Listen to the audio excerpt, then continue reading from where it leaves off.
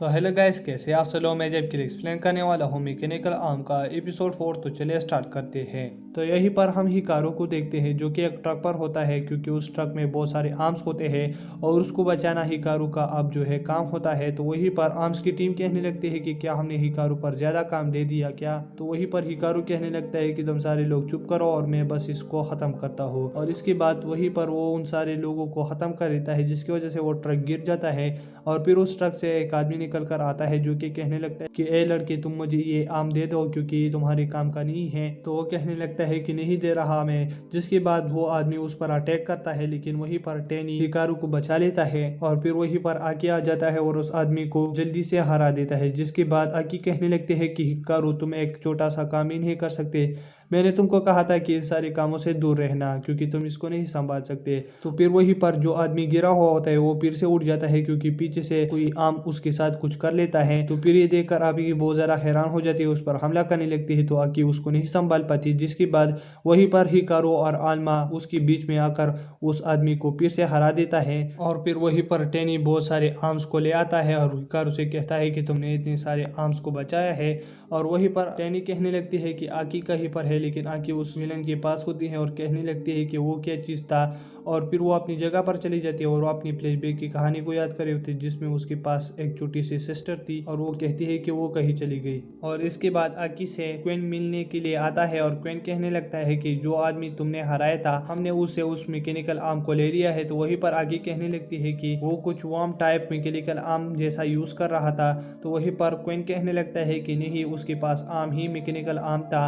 और तुम अपनी फैमिली के बारे में ज्यादा मत सोचो कि मतलब तुम अपनी फैमिली वाला बदला लो उन लोगों से, तो तुम्हें खुद को आराम देना चाहिए। लेकिन वहीं से आगे चली गई होती है।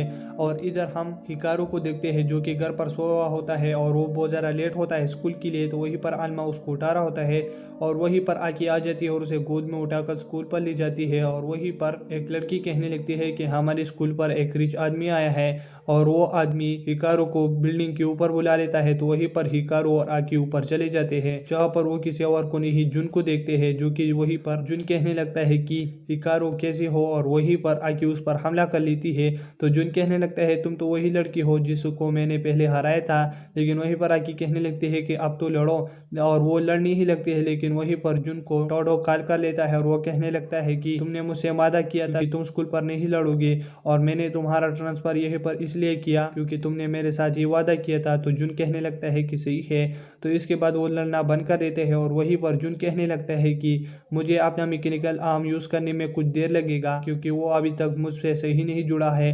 लेकिन हिकारू, तुमसे ये ट्रिगर आर्म कैसे जुड़ा है और ये तो मेरा है, तुम इसके हकदार नहीं हो। और फिर वो आल्मा के बारे में कुछ बोलने लगता है। तो वहीं पर आल्मा कहने लगता है कि तुम तो मेरे बारे में कुछ जानती हो, तो जुन मुझको बताओ कि मतलब तुम मेरे बारे में क्या जानते हो और इसके बदले में मैं तुमको हिकारी के बारे में सब कुछ बताऊंगा। तो वहीं पर हिकारू कहने लगता है कि चुप करो।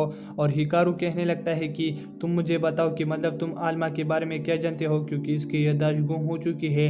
और वहीं पर आकी जुन पर हमला कर लेता है, लेकिन वहीं पर आल्मा उसको पकड़ लेता है, जिसकी वजह से आकी फिर हिकारू के साथ झगड़ा कर रही होती है। और इसके बाद जुन कहने लगता है कि मैं तुमको स्कूल पर कुछ नहीं कह सकता, लेकिन रास्ते की गारंटी मैं नहीं लूंगा। जिसकी वजह से आकी बहुत ज़्यादा हैरान हो जाती है और आकी फिर हिकारू के पीछे कर होती है कि मतलब इस पर जुन हमला ना करे। तो फिर हिकारू आकी से बचते हुए अगर जगह पर चली जाती है और वहीं पर कहने लगता है कि मैं आकी के चक्कर में खाना भी नहीं खा पाया और अब तो मैं बहुत ज़्यादा भूखा हूँ। और वहीं पर एक पेड़ पर जुन होता है जो कि उसे अपना कार्ड देने लगता है और कहने लगता है कि तुम मेरा कार्ड लो और इसमें जितना खाना खा सकते हो खा लो, क्योंकि टोडो ने कहा था कि मतलब ये भी एक इम्पोर्टेंट बात है कि मतलब हिकारू के साथ आल्मा इसलिए जुड़ा होगा क्योंकि वो क्या खाना खाता है ये इस पर डिपेंड करता है। तो फिर वहीं पर आकी आ जाती है और वो हिकारू को लेकर कहने लगती है जुन से कि मतलब तुम हिकारू को इसी बातों से नहीं ललचा सकते। और फिर वो वहीं से चले जाते हैं और वहीं पर हिकारू बाथरूम पर होता है और वो कहने लगता है कि मैं आकी से कैसा पीछे छोड़ाऊं। तो वहीं पर वो कहने लगता है कि स्पोर्ट्स टूर्नामेंट वहीं पर मैं जुन से मिलूंगा और इसके बाद मैं वहीं पर आकी से भी बचूंगा। तो वहीं पर हम देखते हैं कि जुन हिकारू पर नजर रख रहा होता है और वहीं पर आकी जुन पर एक बॉल फेंक देता है। जुन तो उसे बच जाते हैं, लेकिन वहीं पर वो हिकारू को लगता है। इसके बाद वहीं पर आकी आ जाती है और हिकारू से सॉरी कहती है।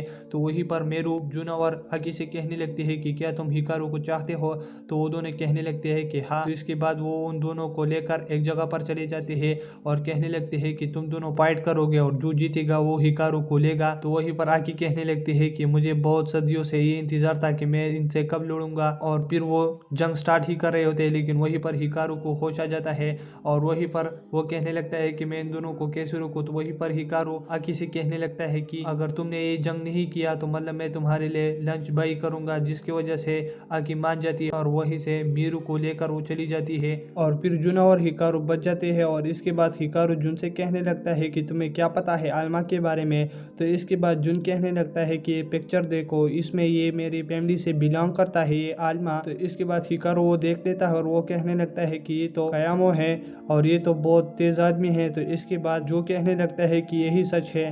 तो इसके बाद आलमा कहने लगता है कि क्या मैं अपने आप की खिलाफ ही लड़ रहा था, यानी आम टीम की खिलाफ। तो इसके बाद जो कहने लगता है कि और मुझे कुछ नहीं पता, बस इतना ही पता है, और तुम्हें कुछ और पता करना हो तो लाइब्रेरी में जाओ। और इसके बाद वो लाइब्रेरी में चला जाता है जहाँ पर आलमा रोने लगता है। तो हिकारू कहने लगता है कि तुम क्यों रो रहे हो। तो वो कहने लगता है कि मुझे इसको देख के ऐसा लग रहा है कि मेरा कोई रिश्ता है इससे। और इसके बाद टीना को हम देखते हैं जहाँ पर वॉर्म टाइप मैकेनिकल आर्म उसको पकड़ा हुआ होता है और उससे उसका मैकेनिकल आर्म ले लेता है और वहीं पर कुछ चीज फंसा लेता है, जिसकी वजह से वो फिर उसकी हुक्म मान रहा होता है और फिर वहीं से वॉर्म टाइप मैकेनिकल आर्म चला जाता है और फिर वहीं पर टीनी आकी से लड़ने लगती है। तो वहीं पर आकी उसको बेहोश करके चला जाता है और हिकारू को कॉल कर देता है कि इसको ले लो। तो वहीं पर हिकारू चला जाता है और फिर वो टीनी को डॉक्टर के पास ले जाता है और वहीं पर वो उसका ऑब्जर्वेशन कर रहा होता है। तो इसके बाद आम का लीडर कहने लगता है कि टीना बच जाएगा लेकिन इसका आम नहीं बचेगा। तो इसके बाद हिकारू कहने लगता है कि ये क्यों नहीं बच सकता। तो इसके बाद आलमा का ब्रदर कहने लगता है कि ये इसलिए नहीं बच सकता क्योंकि हम इंसान के जैसे है, अगर हम एक बार खराब हो जाए तो हम खराब हो जाते हैं। और इसके बाद हम आकी को देखते हैं जो कि वॉर्म टाइप मैकेनिकल आर्म लड़की के पास पहुंच जाता है और वहीं पर उसे कहने लगता है कि तुम कौन हो, और फिर वो उसका चेहरे देखने ही लगता है, लेकिन उसको पता चलता है कि ये मेरी बहन है। और इसी के साथ ये एपिसोड खत्म हो जाता है। अगर आप मेरे चैनल पर नए हो तो मेरे चैनल को सब्सक्राइब करें और वीडियो देखने के लिए थैंक्स।